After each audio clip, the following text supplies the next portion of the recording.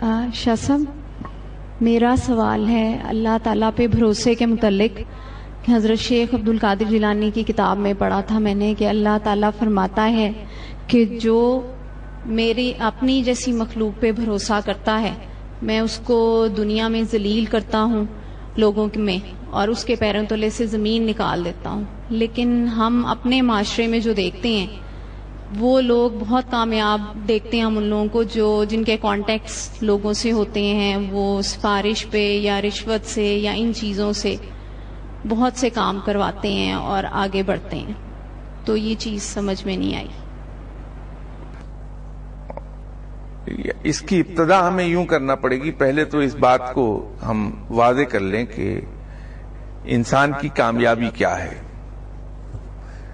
اگر تو دنیاوی مال و زر، دنیاوی مرتبہ اور دنیاوی آسائشوں کا حصول کامیابی ہے تو وہ معاملہ کچھ اور ہے، اور اگر کامیابی آخرت کی ہے تو معاملہ کچھ اور ہے. ہمارا ایک کنسیپٹ یہیں سے پہلے غلط ہو چکا کہ ہم نے اس دنیا کے اندر جو آسائشیں ہیں یا جو مراتب ہیں، جو اس کے عہدے ہیں یا مال و زر کی فراوانی ہے، ہم نے اس کو کامیابی سمجھ لیا ہے.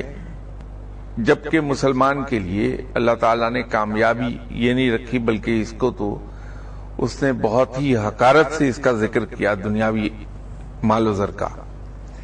میں نے کسی ایک گفتگو میں ایک حوالہ دیا تھا آپ صلی اللہ علیہ وسلم کے زمانے کے قصے کا، جو میں نے یہ عرض کیا تھا کہ ایک بار آپ صلی اللہ علیہ وسلم اپنے صحابہ کے ساتھ مدینہ منورہ سے باہر تشریف لے گئے تھے. جب وہ واپس داخل ہو رہے تھے تو اس زمانے میں مدینہ منورہ اس اینگل سے تھا کہ جنت البقیع قبرستان جب باہر سے داخل ہو رہے ہوتے تھے مدینہ منورہ میں تو راستے میں پڑتا تھا. تو وہاں قبرستان کے باہر ایک مری ہوئی بکری پڑی تھی، اور کافی دن کی مری ہوئی ہوگی تو اس کے جسم پہ کیڑے بھی چل رہے تھے. تو آپ صلی اللہ علیہ وسلم اس بکری کے قریب رکے اور صحابہ کرام سے فرمایا کہ تم میں سے کون ہے جو اس بکری کو خریدے؟ تو صحابہ نے عرض کیا کہ حضور یہ تو مری ہوئی بکری ہے اور وہ بھی اس طرح کے اس کے جسم میں کیڑے چل رہے ہیں، تو اسے کون خریدے گا؟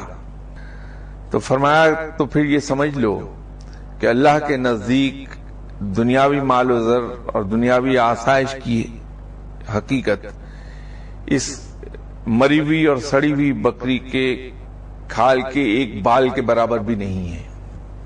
تو اتنی حقارت سے ذکر ہوا ہے دنیاوی مال و زر اور دنیاوی آسائشوں کا،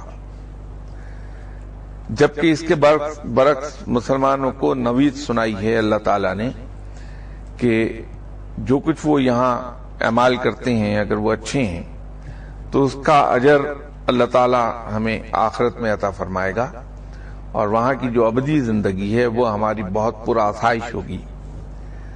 تو پہلے تو اس بات کو کلیئر کر لینا چاہیے کہ کامیابی اصل میں در حقیقت کامیابی ہے کون سی؟ وہ جو دنیا میں حاصل ہو رہی ہے یا وہ جو آخرت میں حاصل ہوگی؟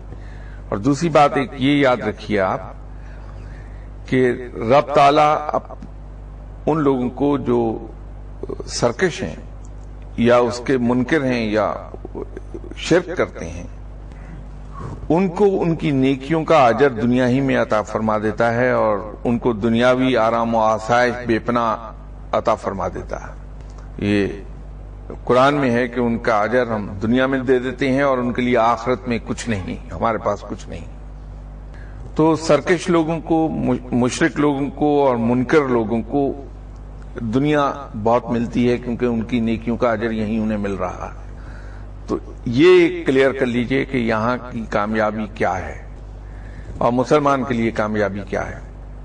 اب اس سے آپ کو معاملہ کلیئر ہو جائے گا کہ وہ لوگ جو غیر اللہ پہ بھروسہ کرتے ہیں ان کی دنیا بہت اچھی ہو جاتی ہے. لیکن یہ بھی ایک میں آپ سے واضح کر دوں، یہ ہماری خام خیالی ہے کہ ان کی دنیا بہت اچھی ہو جاتی ہے. جلد یا بدیر انہیں اس کے لیے بھگتنا پڑتا ہے اس دنیا میں بھی. وہ لوگ جو کانٹیکٹس پہ زندہ رہتے ہیں، وہ لوگ جو اپنے قوت بازو پہ زندہ رہتے ہیں اور لوگوں کا حق مارتے ہیں اس لیے کہ اللہ نے انہیں طاقت زیادہ دی ہے، انجام ان کا کبھی بخیر نہیں ہوا۔ تو اس دھوکے میں مت آئیے کہ غیر اللہ پہ بھروسہ کرنے والے لوگ کامیاب و کامران ہیں۔ کامیاب و کامران وہی ہیں، اور اس کی ایک میں بڑی واضح مثال آپ کو دے سکتا ہوں۔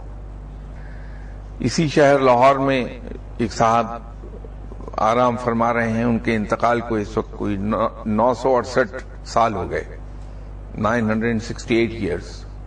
اس مٹی میں ان کی ہڈیاں بھی اب نہیں ہوں گی، وہ بھی گھل گئیں، خاک میں مل کے خاک ہو گئیں۔ لیکن بڑے سے بڑا آدمی جو دنیاوی طور پہ کامیاب ہے، وزیر اعظم ہے، وزیر ہے، مشیر ہے، وہ ان کے در پہ حاضری دیتا ہے تو الٹے پاؤں چل کے آتا ہے، کبھی ان کی طرف پشت نہیں کرتا، حالانکہ وہ وہاں موجود نہیں ہے۔ پھر وہ انتقال کر چکے ہیں اور تقریباً 1000 سال ہونے کو اب آ رہے ہیں۔ کوئی ان کا ذریعہ معاش نہیں، کیونکہ دنیا میں ہے ہی نہیں۔ اس کے باوجود تقریباً روزانہ ایک اندازے کے مطابق 10,000 آدمی ان کے لنگر سے روز کھانا کھاتا ہے، وہ ہیں داتا صاحب۔ تو جس کو ہم دنیاوی طور پہ بہت کامیاب کہتے ہیں، ان کے یہاں تو 10 آدمی روز کھانا نہیں کھا سکتے، 4 دن میں تنگ آ جائیں گے لوگ۔ اس کے برعکس وہ لوگ لے لیجئے، شاہ ایران لے لیجئے، وہ دنیاوی طور پہ بہت کامیاب تھا، اللہ نے اسے دنیا میں طاقت بھی عطا فرمائی تھی، دولت بھی عطا فرمائی تھی، لیکن وہ 7 فٹ جگہ کے لیے مرنے کے بعد ترستا پھرا، جہاز میں اس کی ڈیڈ باڈی اڑتی پھری، کبھی کہیں کبھی کہیں۔ تو اس کے ایکس ان لاز نے مصر میں رحم کھا کے اس کو دفن ہونے کی جگہ دے دی تھی۔ تو یہ اس آدمی کا حال تھا جو دنیا پہ حکومت کرتا رہا پورے تمطراق کے ساتھ۔ خود ہمارے یہاں بھی اس کی مثال ہے کہ وہ لوگ جنہوں نے بڑے جبر سے حکومت کی، تو مرنے کے بعد ان کا منہ بھی ان کی اولاد نہیں دیکھ سکی۔ دنیاوی کامیابی کا تو یہ عالم ہے۔ اس کے برعکس یہ میں نے ایک مثال آپ کو دے دی، حضرت میاں میر صاحب ہیں، کوئی بھی فقیر دیکھ لیجئے، یہ وہ لوگ ہیں جو بڑی عاجزی کے ساتھ ساری عمر لوگوں کی خدمت کرتے رہے ہیں، لوگوں کے جوتے سیدھے کرتے رہے ہیں، تو رب تعالیٰ نے ان کو کیا عزت عطا فرمائی ہے۔ مرنے کے بعد دیکھ لیجیے کیا عزت ہے ان کی۔ تو کامیابی اصل یہ ہے۔ تو ان کو اللہ نے یہاں بھی عزت عطا کر دی مرنے کے بعد، اور آخرت میں بھی عطا فرمائے گا انشاءاللہ تعالی۔ تو یوں اللہ پہ بھروسہ کرنے والا بندہ کامیاب ہو جاتا ہے۔ جی شاہ صاحب، میں گزارش یہ کرنا چاہتی ہوں کہ ہم خواتین جو ہیں، ہمارے بارے میں ہے کہ یہ دوزخ میں زیادہ ہوں گی، تو ہماری اصلاح کے لیے کچھ فرمائیے کہ ہم دنیا اور آخرت میں کامیابی ملے اور ہماری اصلاح ہو جائے، اور ہم سے اولاد جو ہے اس کی تربیت کا ایک ذمہ ہے عورت پہ، گھر چلتا ہے، تو اس کے بارے میں آپ ضرور کچھ فرمائیں۔ ویسے صاحب یہ بات کم از کم میرے پڑھنے میں کہیں نہیں آئی، نہ قرآن میں نہ کسی حدیث میں، کہ خواتین جو ہیں وہ دوزخ میں جائیں گی اور مرد سارے جنت میں چلے جائیں گے۔ ایسا نہیں ہے، یہ تو آدمی کے اعمال پر منحصر ہے، چاہے وہ عورت ہے یا مرد، جیسے اعمال ہیں اس کے ساتھ ویسے ہی سلوک ہو جائے گا، اور غالباً یہ کہنا بھی غلط ہے کہ ویسے ہی سلوک ہو جائے گا۔ اللہ تو سب کے ساتھ رحمت اور مہربانی کا سلوک فرمائے گا، تو اس کی رحمت سے ہمیں امید یہ رکھنی چاہیے کہ توقع کہ ہم نے شرک نہ کیا ہو، اللہ تعالی ہمیں معاف فرما دے گا اور ہم پر جنت کے دروازے کھول دے گا۔ تو لیکن خواتین کا دیکھیے، اس میں ایک سادہ سی بات ہے، میں ابھی بھی تھوڑی دیر پہلے یہ عرض کر رہا تھا، وہ مردوں کے لیے بھی درست ہے اور خواتین کے لیے بھی، کہ کسی چکر میں مت پڑیے، کچھ پڑھنے پڑھانے کے چکر میں مت پڑیے، صرف ایک کام کر لیجئے کہ جو بھی آپ قدم اٹھائیں، اب اگر کوئی آدمی کہیں آپ کی برائی کر گیا ہے، وہ آپ تک پہنچی کہ فلاں آدمی نے آپ کی غیر موجودگی میں گالیاں دی ہیں، تو ہم کوئی رد عمل ظاہر کرنے سے پہلے یہ دیکھ لیں کہ ایسے موقع پہ آپ صلی اللہ علیہ وسلم کا عمل کیا تھا، ہم اس کی پیروی کر لیں۔ اگر کسی شخص نے ہمارے منہ پہ ہمیں 2-4 سخت قسم کی گالیاں دے دی، تو پچھلے اس کے کہ ہم اس کو تھپڑ ماریں یا جواب میں گالی دیں، یہ دیکھ لیں کہ آپ صلی اللہ علیہ وسلم کا عمل ایسے موقع پر کیا رہا۔ اگر کسی شخص کو ہم نے کوئی گناہ کرتے دیکھ لیا، عیب کرتے دیکھ لیا، تو بجائے اس کے کہ فوراً دوسرے کے پاس جا کے کہیں کہ وہ تمہیں پتا ہے یار فلاں آدمی اس کو ہم اتنا نیک سمجھتے تھے، وہ تو اندر سے یہ نکلا، یہ کرنے کی بجائے ہم یہ دیکھ لیں کہ آپ صلی اللہ علیہ وسلم نے ایسے موقع پہ کیا عمل فرمایا، کہ پردہ پوشی کی یا ڈھنڈورا پیٹا کسی کے عیبوں کا، تو ہم آپ صلی اللہ علیہ وسلم کے عمل کی پیروی کر لیں۔ کوئی ہم سے قرض مانگنے آ گیا، ہم نے دے دیا مہربانی کر کے، اس نے نہیں لوٹایا، تو ہم یہ دیکھ لیں کہ ایسے موقع پہ آپ صلی اللہ علیہ وسلم نے کیا عمل فرمایا، کہ اسے معاف فرما دیا یا لوگوں کے پاس جا کے رونا پیٹنا شروع کر دیا کہ دیکھو وہ مجھ سے یہ چکر دے کے 10 روپے مانگ کے لے گیا تھا کہ کل واپس کر دوں گا، آج تک نہیں آیا، کھا گیا میرے پیسے۔ تو یہ اگر ہم چھوٹی چھوٹی باتوں پر بھی اگر نظر دوڑا لیں کہ سنت کیا ہے اور اس کی پیروی کر لیں، تو کوئی وجہ نہیں کہ ہم جنت میں نہ جائیں، چاہے وہ کوئی ہو، مرد ہو یا عورت ہو۔ تو اللہ تعالیٰ اپنی رحمت کے صدقے ہمیں انشاءاللہ ضرور جنت میں بھیجے گا اور دنیا میں بھی عزت عطا فرما دے گا۔ سر، خواتین کے متعلق ہی ایک سوال ہے کہ ہسٹری میں بھی ہم دیکھیں اور اب بھی کہ اولیاء کرام میں سوائے حضرت رابعہ بصری کے کوئی خاتون ولی نہیں گزری، تو کیا خواتین کو روحانی درجہ جو ہے خواتین میں کوئی مسئلہ ہے، یا روحانی طور پہ خاتون ایسی بنائی ہی نہیں گئی کہ اس کو روحانی درجات وہ مل سکیں جو مرد حضرات کو ملی ہیں؟ سارے اولیاء کرام مرد حضرات ہی گزرے ہیں۔ دیکھیے صاحب، اس میں ذرا سی ایک تصحیح کر لیجئے۔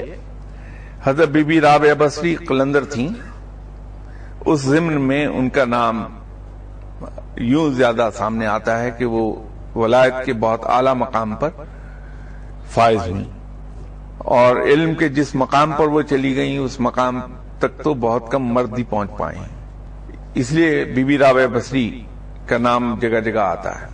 لیکن لاکھوں کی تعداد میں ایسی خواتین گزری ہیں جو اپنے وقت کی ولی اللہ تھیں، لاکھوں کی تعداد ہے ان کی۔ دیکھیے، سلطان اکباہو صاحب کی والدہ محترمہ ولی اللہ تھیں، پھر شیخ عبد القادر جیلانی رحمۃ اللہ علیہ صاحب کی والدہ محترمہ ولی اللہ تھیں۔ تو ایسے گنوانے پہ آؤں گا تو یہ تو ہزاروں تو ویسی گنی جائیں گی، لیکن ان کی تعداد لاکھوں میں ہے۔ لیکن فرق ضرور ہے کہ مردوں اور عورتیں، مرد ولی اللہ اور عورت ولی اللہ، ان کی تعداد میں فرق ہے، اس میں شک نہیں۔ اس کی ایک بنیادی وجہ ہے کہ عورت کی جو ذمہ داریاں ہیں وہ بے پناہ قسم کی ہیں، اور وہ اس طرح سے تارک دنیا ہو کے ایک ہی راہ کو نہیں لگ سکتی، اس نے اپنی تمام ذمہ داریاں نبھانا ہے۔ اس وجہ سے وہ اس راہ پہ زیادہ نہیں آئی ہیں۔ خواتین اپنی ذمہ داریاں پوری کرتی ہیں۔ ایک چیز یہ یاد رکھیے کہ اگر کوئی خاتون اپنی ذمہ داریاں بحیثیت بیوی کے، بحیثیت ماں کے، بحیثیت بیٹی کے، اگر وہ ذمہ داریاں پوری کر رہی ہے تو یہ یقین رکھیے کہ وہ اسی کے صدقے بخش دی جائے گی، کیونکہ اس کی عبادت وہ ہے جو وہ اپنی ذمہ داریاں پوری کر رہی ہے۔